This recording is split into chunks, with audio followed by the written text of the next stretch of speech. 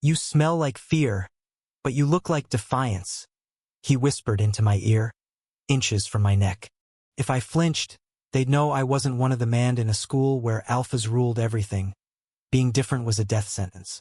I was born a beta in a world obsessed with dominance. After we moved to the States, my mother begged me to hide it. Just get through high school, she said. Don't let them scent you. That was easy for her to say. She wasn't 17, surrounded by testosterone-fueled maniacs who could sniff out a heartbeat across the cafeteria. At Eastbridge High, everything was about rank alphas at the top, betas in between if they were lucky, and omegas. Well, no one talked about them. Most transferred out or simply vanished. And me? I had to pass as alpha. I wore the mask well, kept my scent neutral with suppressants, held my shoulders back, learned to look people dead in the eye even when it made my stomach turn. And I never, ever let anyone touch me. Until him, Jordan Carter, the alpha of alphas, quarterback, student body president, son of a senator. Every locker had his poster on it. Every hallway cleared when he passed. He was everything I hated and everything I couldn't stop thinking about. He noticed me during a stupid debate in AP government. I made the mistake of challenging his opinion on immigration policy. He smirked, leaned back, and stared at me like I was a puzzle he'd never seen before. After class, he cornered me near the science labs. You're not from around here, are you? He asked. California. I lied. His eyes narrowed.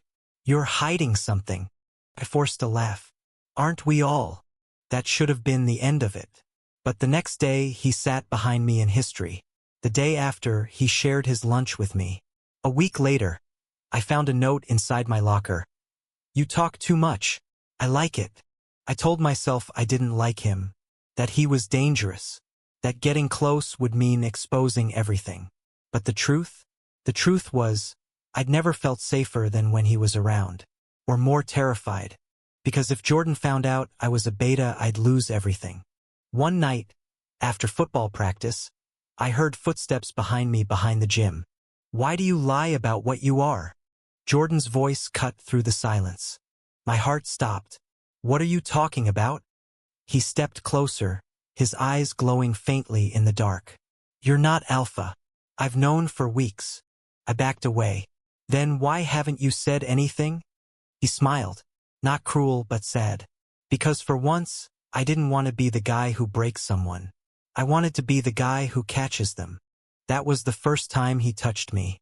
His hand came up, slow and steady, fingers brushing my neck. I froze. No one had touched me there in years. Not since I started hiding. The moment he made contact, everything inside me roared to life. I hated him for it. I loved him for it. I ran. I stayed home from school the next day, and the one after that. My mom begged me to tell her what was wrong. But how could I explain that the most dangerous person in my life was also the only one who'd ever made me feel seen? Jordan didn't give up. On the third day, he showed up outside my house. I'm not going to out you, he said. But I'm not going to pretend either. What do you want from me? I asked. He hesitated. Everything. But I'll settle for whatever you'll give. I let him in. That night, we didn't kiss. We didn't even touch. We just sat on my bed, our knees brushing now and then, and talked. About the pressure, the rules, the expectations. He told me he hated being alpha, that it felt like a performance every second of every day. And when he finally left, he said, I like your real scent better.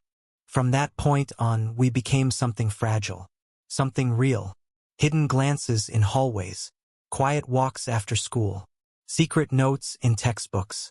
I knew it couldn't last. People were watching. The closer we got, the more dangerous it became. Then the rumor started.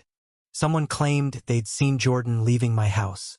2 days later, I found a dead rabbit in my locker with the word, traitor, carved into the door. That night, I wanted to quit, leave town, run like I always did. But when I opened my window to breathe, Jordan was there, standing in the rain. I'm done hiding, he said. You don't have to do this, I whispered. Yes, I do. The next morning, he walked into the cafeteria and took my hand. in front of everyone. You could hear the silence crack like thunder. Then the shouting started. Some kids called us freaks. Others threw food. One alpha even shoved Jordan. He hit back. A teacher tried to break it up and got elbowed in the face.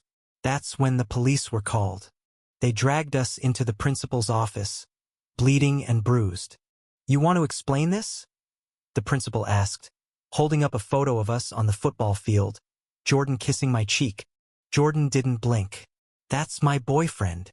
It was the first time anyone had ever said that about me out loud. We were both suspended.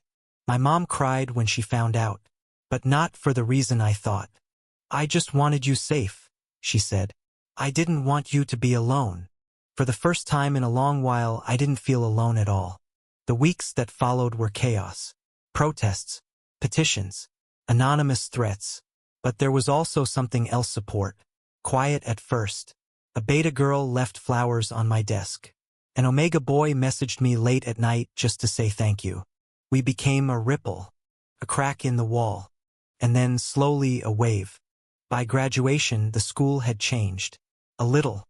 Not enough. But enough for the next person. Jordan and I didn't go to prom. We had our own dance in my living room, barefoot, laughing, holding each other like the world couldn't touch us anymore. He still calls me defiant. I still flinch sometimes when people get too close. But I'm learning. Because for the first time in my life, I don't have to pretend. I'm a beta. He's an alpha. And we're in love. That's not a weakness. That's survival turned into freedom. That's us. Thank you for listening. Don't forget to like and subscribe to stay updated with the latest videos.